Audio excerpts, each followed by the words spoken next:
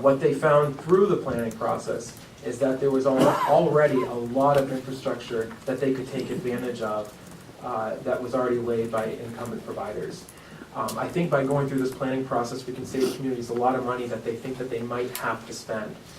Changing the mission of Connect Maine, I think, can help us accomplish some of these goals, and I'm proud to support the bill. So I thank you all very much for your time, and I'm sorry you've had 3 members of leadership up here in front of you that are taking up your time already, but I do appreciate it. So thank you. Thank you. Any questions for the Senator? Seeing none. Thank you. Thank you. Any other legislators that would like to speak on this? Okay. Nancy Smith is up next, and since we have several bills, if some of you constrained on time, if you want to take your 3 minutes and speak on several bills here, you can, okay? We're not going to get 3 minutes on each one while you're up here.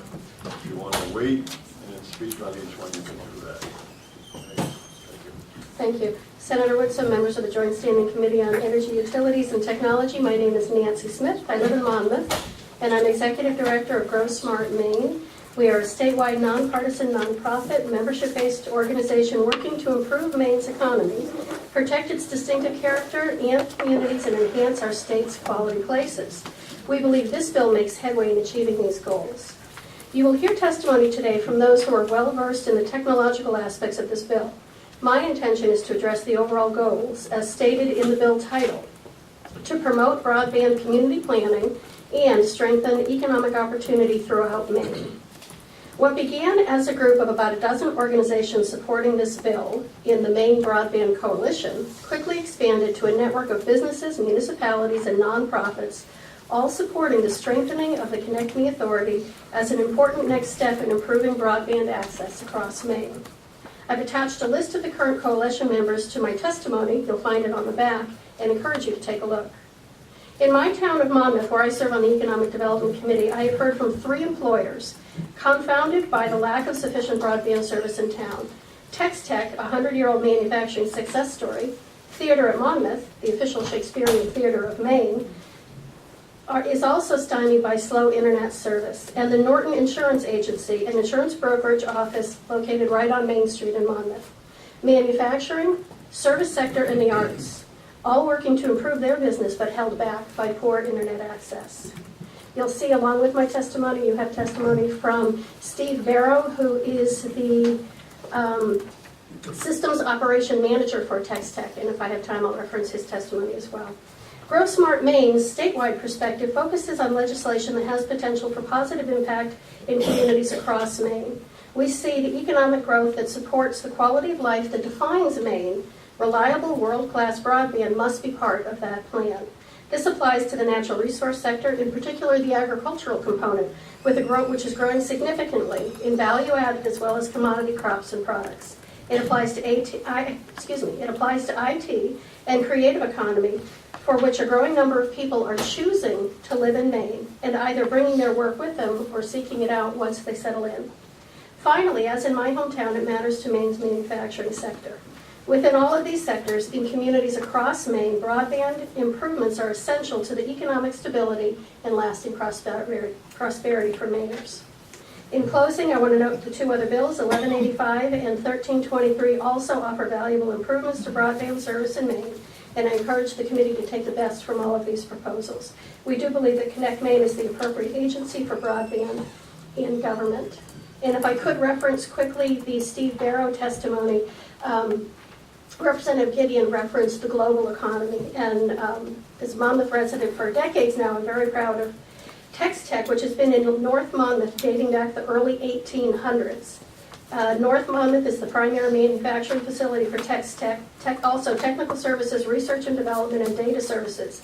They have additional offices in Arizona, Utah, Portland, Maine, Ireland, and China, as well as additional manufacturing and support staff in Winthrop, Maine, Bradford, England, and Bangkok, Thailand.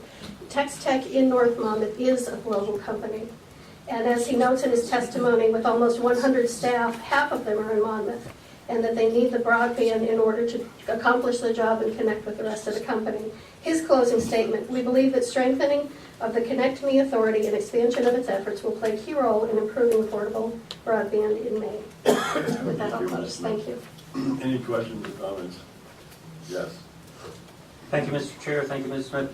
I agree, Tech Tech is a wonderful company, gone from making tennis ball felt to ballistics. And it was originally wool baseball uniforms, and they still make tennis ball fuzz. And they're into ballistics and flame retardant. It's amazing. It's a great thing. So I know that Grow Smart Maine has a statewide focus. You would see this, the appropriate approach benefiting communities outside Monmouth. It was wonderful that in my experience in Monmouth, I was able to see these 3 different sectors addressing it. I think it shows a great microcosm of what we see across Maine. That this isn't about choosing sectors, that whether it's the farmer who's getting really creative with online marketing or tech that needs to be able to send documents to Thailand. Broadband is going to be essential for that. And for the state of Maine to thrive, for the economy to thrive, you need that variety of economic energy going on across the state. Thank you. Representative Atkinson. Thank you, Mr. Chair. Thank you, Smith. I don't think you'll find any controversy anywhere here about whether Maine needs greater access to broadband. And I'm sure we'll hear more of that testimony. But I really am curious as if we're really going in the right direction, because what we do in this session is going to affect the next decade of broadband. And I just don't know that taking ConnectME is the right way to go. I mean, this bill essentially repurposes ConnectME, and you know, their mission is completely changed, and because they're there doesn't mean that that it's the best way to do it. So and you did say ConnectME is the way to go. So I just, Yes. if you have any more information about, you know, why you think that, and I know they've done a good job so far, but kind of their mission would be greatly expanded. I'm happy to follow up with you later about our supporting of a transition in their mission, and I think those that are hearing your question that will follow are going to be happy to address that as well. Thank you. Any other questions? Thank you, Senator. All right, thank you. I guess it's a good time for Representative Atkinson and Senator Hill to introduce yourself. Representative Dean Rickerson from District 1, most of Kittery. Thank you, Mr. Chair. My name is Dawn Hill, and I proudly represent Senate District 35, which is in southern Maine. Okay, up next is Tim Schneider.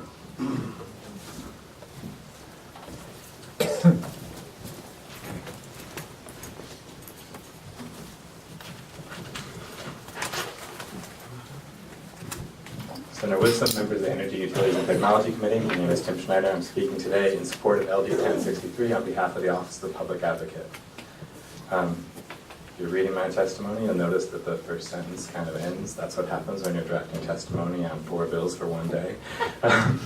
So we'll be happy to share a typo-free version. But what I was going to say was that the bill lays the groundwork for developing and implementing a long-term effort to improve Maine's broadband infrastructure. So others are going to testify on where we're at and why it's important, but I think I'm going to focus my testimony on where Maine currently is in its broadband policy, specifically what we do and don't know. So what do we know? We know how to get the level of broadband we have now. If we want to get broadband speeds that lag the nation, we can continue to rely solely on private investment from a handful of companies whose business models, by their own admission, do not support broadband investment in much of rural Maine. That means for those companies with footprints that extend beyond Maine, their investments in the state will likely lag those they are making elsewhere. For example, TDS Telecom, a TAM member, is currently deploying fiber to the home in its service territories in Wisconsin, New Hampshire, and Tennessee, but not in Maine. Time Warner Cable is deploying its Max upgrades, capable of delivering 300 megabits down, 20 megabits up, in Austin, Charlotte, Dallas, a long list of cities that do not include any in Maine. We know how to extend the level of broadband we have now to the places that don't have it. So for the last 5 years, ConnectME has been providing grants to providers to offer broadband in those places that effectively still have dial-up service, places that don't meet that 1.5 megabit standard down service that was ConnectME's standard until January of this year. Though in recent years this has been increasingly fiber, the vast majority of this investment has been DSL and fixed wireless deployments. And at its current level of funding, it would take ConnectME 50 years to get everyone off dial-up speeds. means and even assuming that the authority connected every one of these last 6% with fiber to the home, this would mean that in 50 years, 80% of the state would still have broadband levels that are incapable of providing the services that the authority has determined we need now. What we don't know, and I think this speaks to Representative Reicherson's questions, we don't know how to get what we don't have now. So current law makes the goal to make broadband universally available in this state and to develop a secure and reliable and sustainable forward-looking infrastructure that can meet future broadband needs. We don't have that now. I think most observers would agree. The ConnectME Authority's adoption of the 1010 standard, which Representative Gideon spoke about, I think appropriately defines the problem that Maine faces. Under this definition, less than 20% of the state's homes and businesses have access to networks capable of delivering the next generation of broadband services. This is not a problem that the ConnectME Authority and its existing grant program are structured to solve. It's not a problem you're going to solve by grants to the ends of roads or to the fringes of communities. Which means that right now there is no credible plan to solve that problem and achieve the state's broadband goals. So this is where I think LD 1063 comes in. It is not the solution, but it's the beginning of that plan. It's an effort to move beyond defining the problem or doing more studies to actually trying to solve it. It takes the groundswell of interest and energy in improving broadband service in Maine, what we've seen in communities across the state already, and puts it to work in service of achieving that goal. There's a lot to this bill, but I'm going to focus on the two things that I think are the most important. I think everything else in the bill really are in service to these two primary goals. The first is the requirement that ConnectMe Authority establish a strategic plan and be held accountable for its progress on that plan. And the second is that it provides matching funds to support community broadband planning efforts. So first, developing a strategic plan for broadband. The legislation requires the ConnectMe Authority to develop a 3-year strategic plan for broadband service that includes quantifiable measures of performance, timelines for implementation, and an annual reporting obligation to this committee and the legislature at large. Maine currently has no broadband plan, but if this bill is enacted, by the end of this year, it will. So the ConnectMe Authority has prepared a strategic plan previously in 2012, but it lacks many of the things I just identified, clear guidelines. And because there's no accountability, there hasn't been an effort to see, have we met those goals? What do we need to change our plan? There's not currently a strategic plan. They haven't revisited that strategic plan. So the bill does some other things. It expands the ConnectMe Authority's membership to include additional relevant expertise and reflect the additional workload required to oversee and develop a strategic plan. It also provides the opportunity for direct public input on that plan, which to date has been done through the ConnectMe Advisory Board, which this bill would eliminate. And it includes statutory changes that Representative Gideon discussed that expand and stabilize the Connect Maine Fund, which, because it relies on landline providers and not cell phone providers, we're placing a surcharge on a declining pool of people. It makes that more equitable and in the process increases the fund. Based on what we've been able to determine, the 600,000 number is the correct one from the fund administrator. And it eliminates provisions in the Connect Maine statute that limit Connect Maine's authority to staffing authority to 3 people. If they come up with a plan that's going to need more than 3 people, you can staff up to appropriately meet that goal. I think that's an important thing. The second thing it does is helps fund community broadband planning grants. Since we don't know entirely how to solve this problem, we're going to need to encourage experimentation, and this is already happening in Maine. Senator Mason referenced a number of communities that are already doing this. We could reference a half dozen more that are at some stage in this process, some of whom will speak today. This is already happening in communities across Maine. So the planning grants established in this bill would support this experimentation by providing technical support to those communities or groups of communities so they can identify their broadband needs and develop a plan to address those needs. These planning efforts translate a community's desire for broadband into an actionable plan, laying the groundwork for public-private partnerships, creating fundable buckets for future investment. There's going to be lots of ways to fill these buckets, and given the scale of the problem we have to solve it, it can't all come from the state of Maine or ConnectMe. I don't think there's anything in the bill as drafted would specifically prevent the ConnectMe Authority from continuing to provide funding for broadband infrastructure investment. I think that's in the language itself. But we're going to need to look to other places. It should come from, can and should come from other places, like the federal government, local bonding or tax increment funding, charitable foundations, even large employers, many of whom you will hear from today, who have an interest in making sure that their employees have reliable home broadband connections. But first, to do that, we need to know what we're going to do. It will cost $3 million or $2 million to wire this community or unwire this community if we choose a wireless solution. Well, we got to figure out how to meet that number. How are we going to get the funds needed to make that investment. That's the next step in the question, but the very first step is figuring out what you're going to do. And this bill lays the groundwork for that. Other people have spoken about this, but the approach outlined in this bill changes the role of the ConnectME Authority from primarily a grant-making entity to an entity with responsibility for setting and implementing the state's broadband policy and with a central role in providing technical and financial assistance to local efforts to meet broadband needs. I view this transition as you move from being the fairy godmother to a big sister. I think that instead of just handing out money, we're going to help you figure out how to meet your own needs. While this model is new for broadband, it's not new for infrastructure. This is how rural electrification happened and how telephone service was brought to rural Maine, places where the prevailing business models deemed it uneconomic to serve. We're going to solve this problem the way we solved those problems, town by town, valley by valley, peninsula by peninsula. And in doing so, we're going to figure out models that work for the whole state and maybe the whole country. Thank you. Thank you, Mr. Schneider. I always enjoy your information, and you have -3 seconds left on the next 4 bills. Representative Chan. Thank you, Mr. Chair. Mr. Snyder, thank you for your testimony, and it's always a pleasure to read the details. Question on developing a strategic plan for broadband, and perhaps this is a question that I would ask the representative from ConnectME, but since it's in your testimony, in 2012, a strategic plan was developed. And usually when one does a strategic plan, it has a 3 to 5 year projection. And so we are less than that away from it. Why is it, why was it so ineffective? Because it says that the formal structure, lacked the formal structure of accountability. And then what in this bill thinks that we're going to make that, remove that as a problem? So I don't, a lot of hard work and effort went into that plan, so I want to be clear about about my comments on that. I think one of the things, the ConnectME Authority developed a strategic plan on its own. And if you look through the recommendations and the action items, there hasn't been a sort of later check-in. Did we do those things? How did it work? Are we meeting the goals that we set out to? I think that's the piece that's missing from that plan. And what the bill tries to do is say, let's have the ConnectME Authority come up with a strategic plan, just like the Efficiency Maine Trust develops their triennial plan.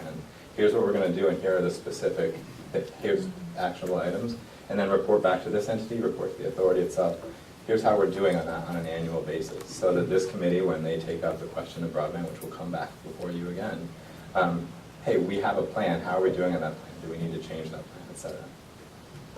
Thank you for the clarity. I guess I'll wait to ask someone that would actually work, you know. Or the lack of Maybe clarity. has more insight into it, Yeah. because it strikes me as being, if it was a internal problem for not developing a plan that had accountability, I'm not so sure that we can legislate that. I think there will be members of the authority who will be testifying today, probably speak to that better. Thank you. Representative Davis. Thank you, Mr. Chair. Thank you. To your knowledge, did the authors of this bill work together with ConnectME on developing this bill? I know that they were in consultation, and I was also involved in that process, and I know there was a lot of communication back and forth, and they took their feedback. Yeah. Thank you. Representative Rice. Thank you, Mr. Chair. Thank you, Mr. Schneider. I guess what's sort of bothering me is it's sort of like more of an overview. Not that I don't trust ConnectME, but I think that it seems like there should be a process for, since you mentioned experimentation and private money and communities, that somehow there should be some kind of a stakeholder interest, and maybe that can be taken into account in this repurposing of ConnectME. But do you have any thoughts on how to sort of broaden the broadband plan? So right now, the ConnectME Authority has an advisory council, which includes members of the community. I think I'm now on the committee, members of the public. It's a broader group, but it includes representatives of incumbent telecom providers in the state of Maine. So I think that there is a conversation happening right now. This bill attempts to broaden that public input process in a pretty deliberate way. There's like been a lot of work and a lot of stakeholder groups and planning efforts, and there's stacks, literally stacks of studies and these sort of things. And I think one of the risks that we face is getting caught up on doing another study and not doing anything. Doing better maps, but not actually investing in the infrastructure we need. This is a really urgent problem, and studying it for another year is another year we don't have the broadband infrastructure we need. Good, that helps.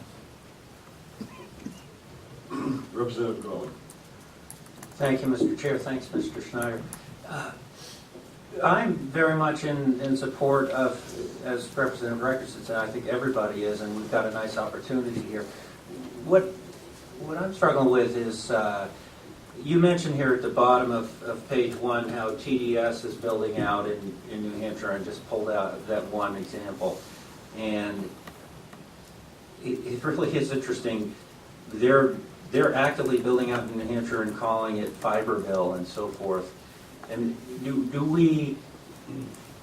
will we get at that? I mean, I view us as sort of setting the sidelines of the field or something with the work that we do here. And within this bill or other things we might combine with it, do we have an opportunity to set up a framework where TDS, who does serve Western Maine, for example, will come in and say, okay, we want to build Fiberville in Western Maine as well? Yeah, so the way that this bill, I think, is structured is that it doesn't draw any conclusions about the ultimate best way to deliver this broadband service. I think that probably, there are representatives of TDS in the room who can speak to this, but say why they would choose to make those investment decisions in one place and not another. But these are not charitable institutions; they're for-profit businesses, so they're going to see the business case for investing there. They've said this here, and they said it to be private. I mean, there's a gap. The numbers don't make sense right now, or they need to, and there's a gap to be filled where private market incentives alone don't fill that gap. So part of what the process I think this bill sets out is, community sits down and says, here's what we need, and we don't have it now. But hey, you are the provider who provides right now. That provider, you would think, would step up and say, it's not economic for us to make this town Fiberville now, but you can help us fill the gap we need to make the numbers work for us. And we know how to do this investment. There's consumer demand for it in Wisconsin and in New Hampshire, so there's going to be demand for it here. I mean, people want this service clearly, but the price matters. So I think that's really what this is intended to do, is provide the opportunity for those providers to step up and say, we would love to do it here, but the numbers don't work. Can you help us make it work? Yeah, thank you for that. That's exactly right. If we can structure things so that the numbers do work, and private providers will want to jump in, that's what I'm hoping for. Thank you. Any other questions? Seeing none, thank you. Thank you. Dick Thompson of ConnectME.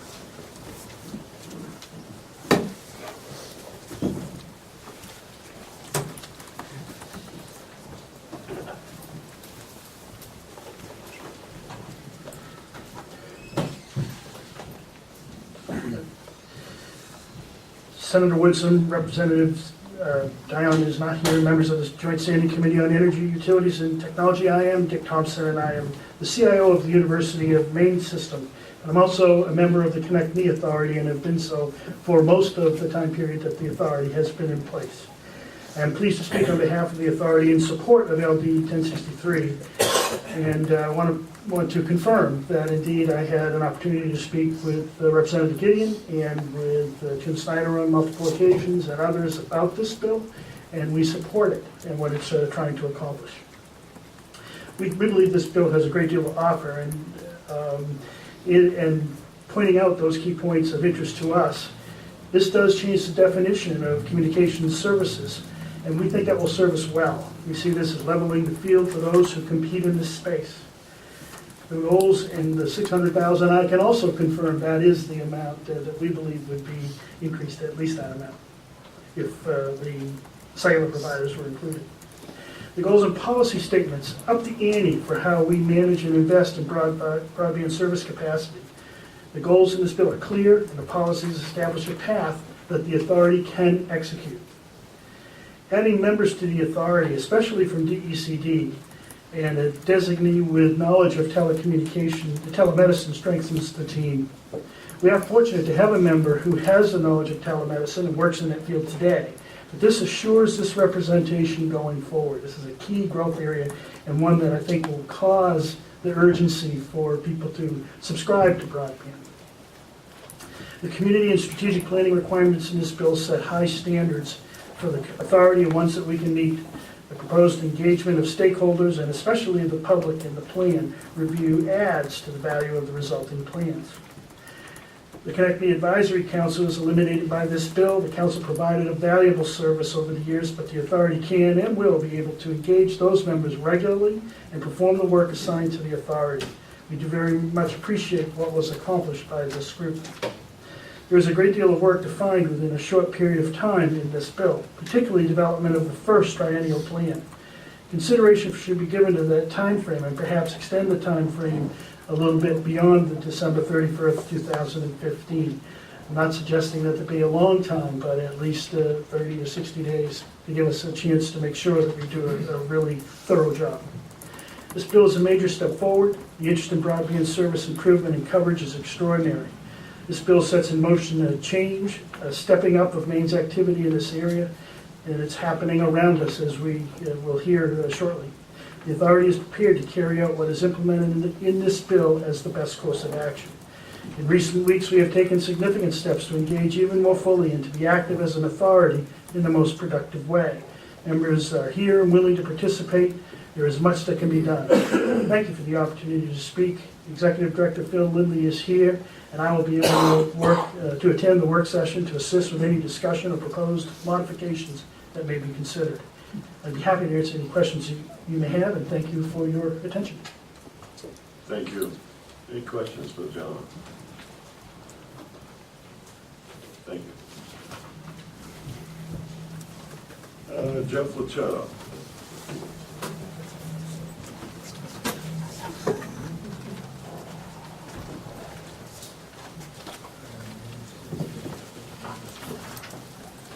Senator Woodson, members of the Joint Committee on Energy, Utilities, and Technology. My name is Jeff Letourneau, and I am the Executive Director of Network Maine for the University of Maine System.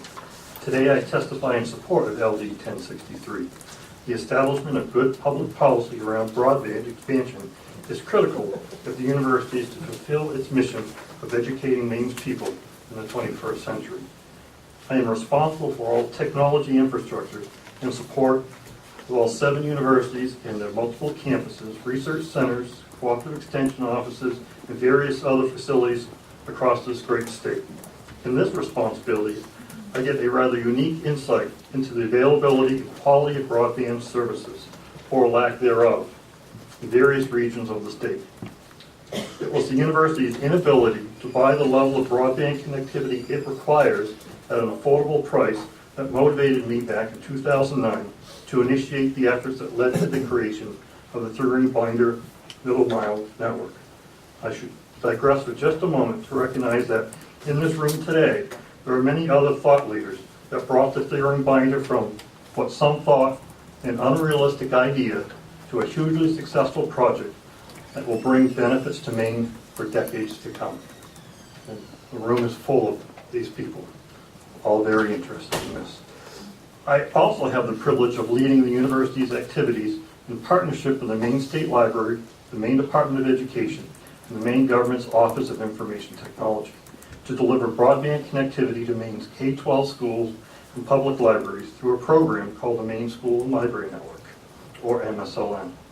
While this collaborative effort has had great success in ensuring Maine schools and library buildings have adequate broadband connectivity, it is through these activities that I've come to learn of the significant inequities that many of Maine's students and their families face.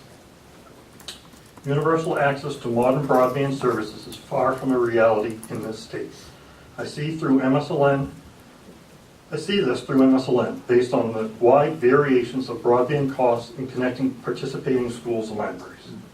Based on the results of an RFP process we just completed, the same basic level of connectivity for MSLN participants cost $500 a month in Portland, almost $800 a month in North Anson, and over $4,200 a month in Frenchburg. Network Maine normalizes these rates across the over 800 participating schools and libraries and the $7.5 million it spends annually on broadband services as part of the MSLN program to ensure equity of access to all of Maine students, no matter the community in which they are raised. Unfortunately, I also see these inequities in residential broadband service. Unless a family lives relatively close to the town center, the odds of having access to a broadband service that provides multiple megabits of capacity in both download and upload directions are poor. In some cases, there are no broadband options at all. This poor state of residential broadband service in many parts of the state is causing an inequity in educational opportunity, often referred to as the homework gap. The homework gap describes a situation where some students lack the broadband connection they need to do their school assignments at home. For non-traditional students, it also describes the inability to take online university courses at home. The university, with its Network Maine partners, is working to minimize the impact of the homework gap by ensuring Maine's public libraries have high-speed broadband connections. While most of Maine's communities lack a Starbucks and McDonald's with free Wi-Fi, most communities have public libraries. By making Wi-Fi connectivity to the MSLN connection available both within the library and across their parking lots, so that residents have access even when they are closed for the day, public libraries have become a lifeline for many who don't have adequate broadband services. While all these efforts help to minimize the impact of the larger systemic problem, minimize the impact on education of this larger systemic problem, what has been missing is strong, forward-looking public policy that recognizes broadband and internet access is far more than an entertainment service. It is as important in modern society as electricity and access to clean water. LD 1063 modernizes Maine's broadband policy. It provides the foundation that the other broadband bills in front of you today and over the past weeks need to be more effective. My only suggestion for improving this bill is to require a representative from the education community on the ConnectME Authority so that this important sector has a continued voice in implementing the state's broadband policy along with healthcare and economic development sectors. I urge you to support 1063. Thank you very much for your time and attention. I'm happy to answer any questions you may have. Representative Ferguson. Thank you, Mr. Chair. Just out of curiosity, I was wondering about the funding proportions for MSLN and in other words, how's it paid for? And is there any support at all from private internet providers? The various funding mechanisms is at this point really three of them. The largest one is the Federal Universal Service Fund, specifically the School and Library Division of that fund. That represents about 71% of the funding. The second is a Maine level usage fee, which is the Maine Telecommunications Education Access Fund, which assesses 0.7% surcharge on telecommunications service providers in the state. And the third one was just implemented for the first time this year, is that the school districts themselves are actually now contributing $1 a student a year toward the operating costs of the network. This is the first time in, I think, 18 years that we've had to ask for local funding to help provide this connectivity to the school and libraries, driven largely by the fact the MTAF is shrinking in size. And nothing from private internet? It would be a violation of the rules of the program, of the FCC's USF, to have the service providers contribute. They contribute by taking the revenues we provide them and expanding their networks to meet our needs. So, no, it's just tough to get them to pay for the service they're supposed to provide. Any other questions? Yes.